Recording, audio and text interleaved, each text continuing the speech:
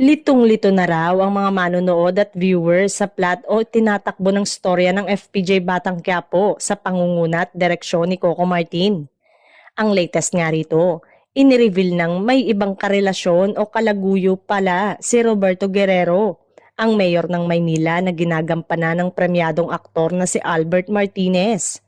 At speaking sa karakter ni Angel, siya pala ay dating kalaguyo ng karakter ni Dante. At anak nila si Miguelito na ginagampanan naman ni Jake Cuenca na buong buhay niya.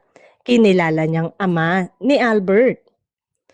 Si Don Gustavo naman, nagkaroon ng karelasyon noon kay Tinding na ginagampanan ni Charo Santos Concho at anak nila si Marites na ginagampanan naman ni Cherry Pie Picache. Ibig sabihin, magkapatid ang mga karakter ni na Cherry Pie, Albert at Jake.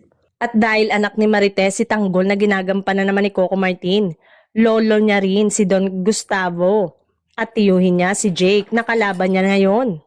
Anak ni na Jackie at Mayor Roberto, si Erica na ginagampanan naman ni Jillian Vicencio, subalit sa huling episode ay may nangyari sa kanilang dalawa ni Santino played by Ronaldo Martin na kapatid naman ni Tanggol. So kung titignan, lumalabas na magpinsan silang dalawa pero hindi nila alam dahil pareho silang biktima ng mga lihim ng pamilya nila. Huwag nang banggitin ang karakter ni Olivia Montenegro na ginagampanan naman ni Chanda Romero na anak naman ni na Pilar Guerrero na ginagampanan ni Celia Rodriguez at ni Don Julio na ginagampanan naman ni Tommy Abuel. Kaya naman magkapatid sina Olivia at Ramon na ginagampanan naman ni Christopher De Leon at tatay ni Tanggol.